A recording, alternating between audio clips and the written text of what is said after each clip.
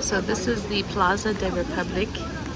This statue, which is beautiful, is considered the belly button of Florence because it marks the intersections of the two main roads of original Florence. The arch denotes the city center of ancient Florence. This is what used to be known as the Forum. This is the Orsan Michele Church. It was originally a grain market, and the grain was stored on the top two floors. There is a statue of Mary inside, and people could come in, sell and buy grains, and worship at the statue. And it later became a church. The conversion of the granary to a church occurred in the early 1400s, which was at the same time as the Renaissance. So you see a lot of the Renaissance art here in the church. This niche, which there's niches all along with statues, but this particular niche of the four robed saints depicts four sculptors who refused to sculpt pagan gods and were martyred because they were executed for refusing to sculpt pagan gods. This statue of the four saints is meant to show them contemplating the fatal consequences of their decision not to sculpt what was asked of them. Below them in the relief depicts guilds at work. Guilds were groups, kind of like we have unions, but groups of particular artists. There's not a clear decision as to which guild is being depicted here, but that is the purpose of the relief. This statue is Donatello's George. Saint George, done in 1417, is quite different from the art you see in this statue in the relief and the niche. It's interesting how with the statue you can see that he has a furrowed brow as he's looking for dragons to slay. And you can see the great detail. Look at his hand, his right hand, how clenched it is, like he's ready to do battle at any moment. He's apprehensive and confident at the same time. And then you see in the relief an image of him slaying a dragon. Saint George by Donatello became the symbol for Florence for many years until Michelangelo's David was adopted as the symbol of the city. We're still on the exterior of the church. Even though we can't go into the church, there's some really important statues on the outside. This is another one. This is Saint Mark, also by Donatello. The pose where you see that he's kind of resting his weight on his right leg and bending his left leg is called contrapposto. This is the first use of that pose since like ancient times and is very famous for that. Also, all of these statues were sponsored by different guilds. So if you remember back when we looked at St. George, in the very bottom in the relief, you see like a metal sword on each side because the metal industry sponsored that statue. This statue is sponsored by the linen industry. So you can see that St. Mark's robes are quite elaborate, showing a lot of draping work. The statue is thought to be another great example of Donatello's humanism and realism, how you really see the details in St. Mark's face, and you see his hand gripping his Bible. A young teenage Michelangelo stood right here where I'm standing and gazed upon Donatello's work and was inspired. Donatello being one of the first great sculptors, and of course Michelangelo probably surpassing him in many respects in fame. This statue of St. John, who is the patron saint of Florence, is by Ghiberti.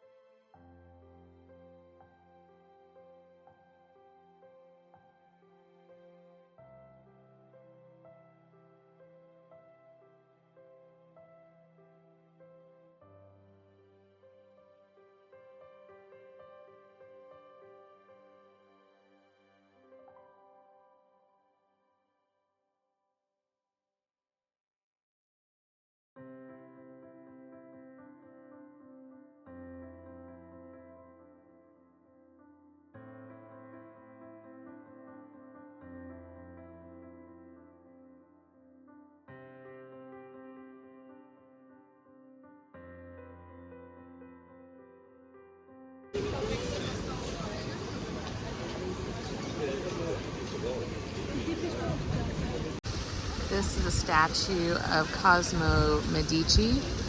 The Medicis were very influential family, very wealthy family here in Florence. This is the Piazza Signori, and this would be the political center of Florence, which was a democratic and fairly secular society.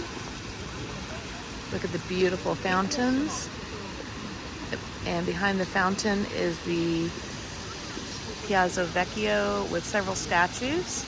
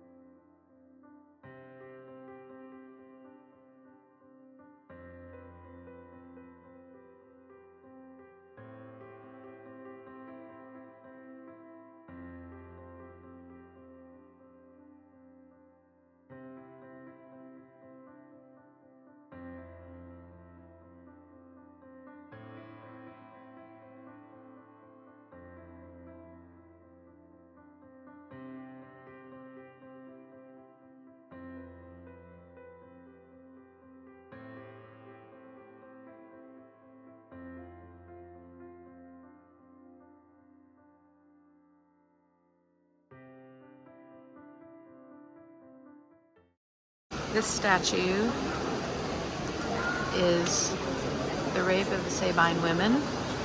Depicts a husband on the ground while a man is carrying off his wife.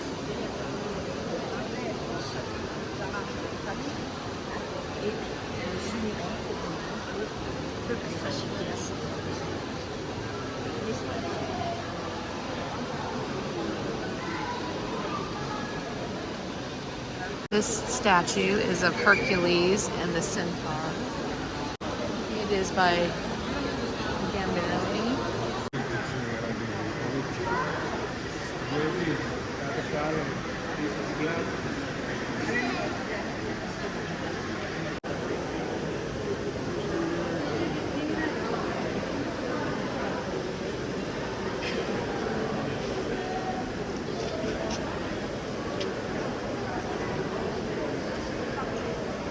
These two statues are both statues of Sabine women,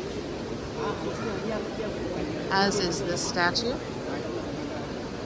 And this one is a statue of Hadrian, who was a female prisoner, and these two are also Sabine women. This statue depicts Acis holding the body of Achilles.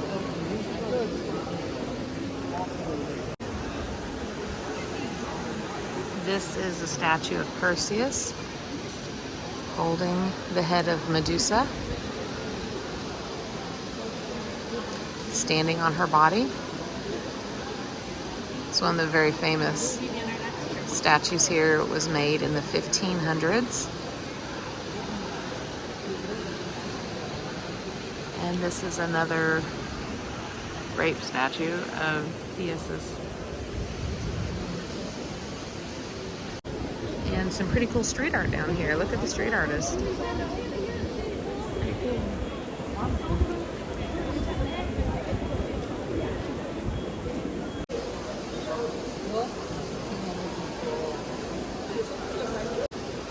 That is a replica of the David, but it's standing where the original David once stood. The original David has been moved to an interior museum. When you look at the David, even though this is a copy, what you see here is the things that make this a symbol of Florence and such a popular statue. When Michelangelo sculpted the David out of a single piece of marble, it is completely anatomically correct. Also, the hand is said to actually be Michelangelo's hand, and you can see the veins in it where David is tense, stressed for battle. You see in David's face determination, fear, and courage as he has the slingshot slung over his shoulder, ready to fight in the battle. And you see the muscles in his arms as he's tense, the muscles, the veins in his neck as they are stretched. All of those details are what make this such a famous statue, not just for Florence, but worldwide.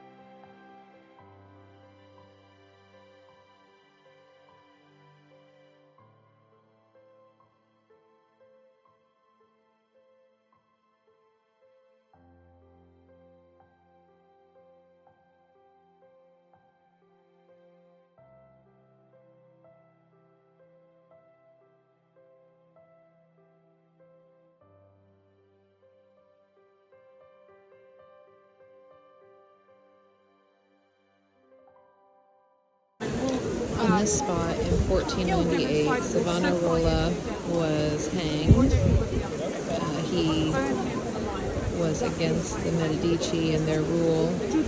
1498 is considered to be when the Renaissance left Florence and moved to Rome, which is said to have been triggered by his assassination.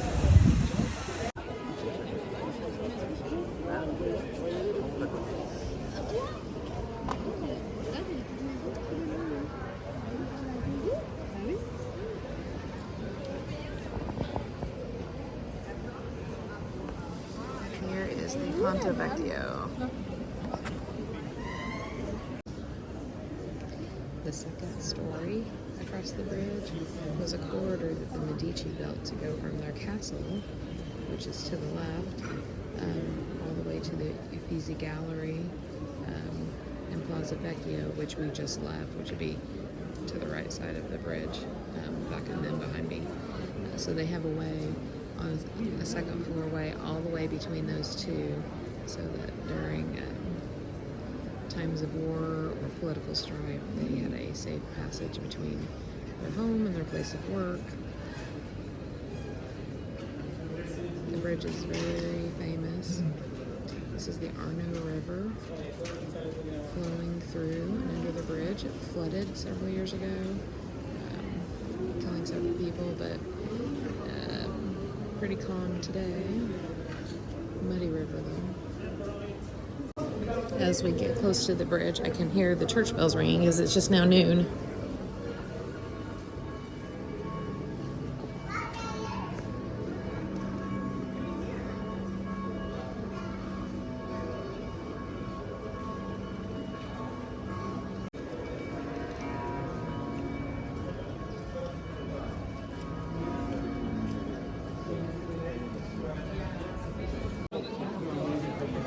Walking across the Ponte Vecchio now.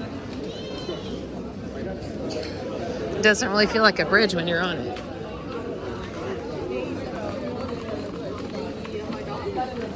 Just feels like a street with stores on either side selling gold.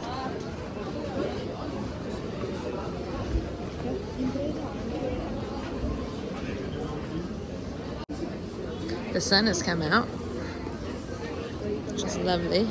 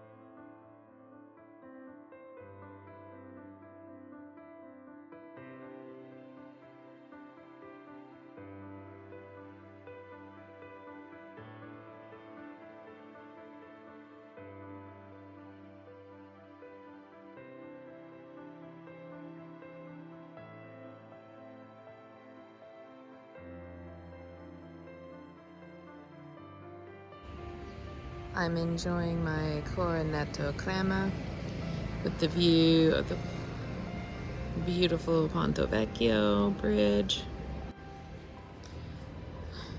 Lost my focus on the bridge because the camera was focusing on the cornetto, which not a bad thing to focus on.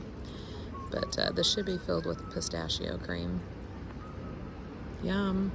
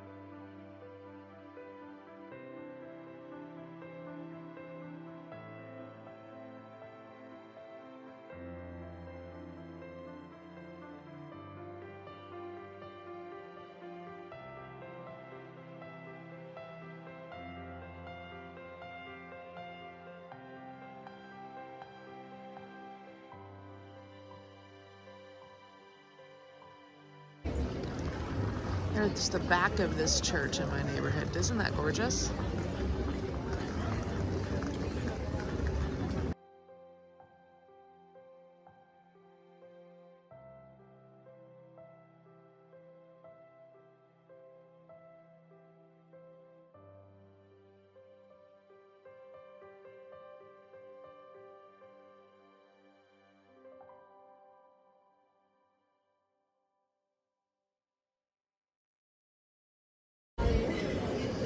Piazza del Signora at night.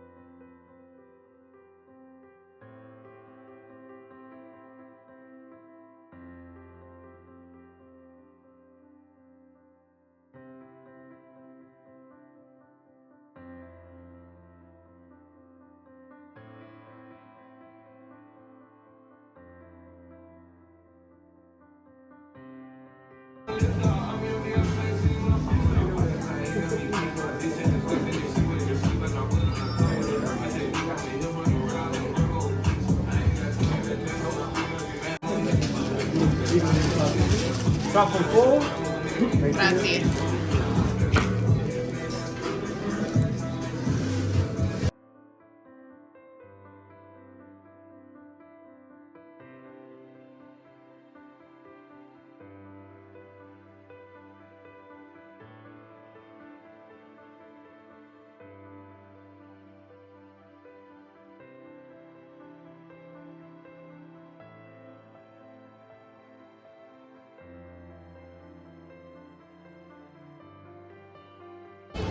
Back in my neighborhood, and this place is hopping.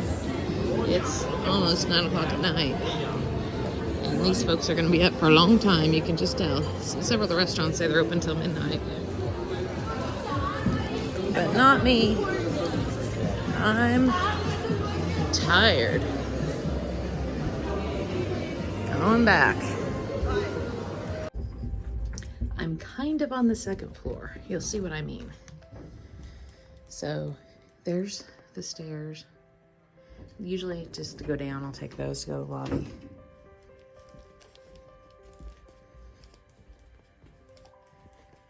So we're on the second floor. But now we gotta go downstairs. Of course, I've done so many stairs today. What's a few more, right? And now we go on another step.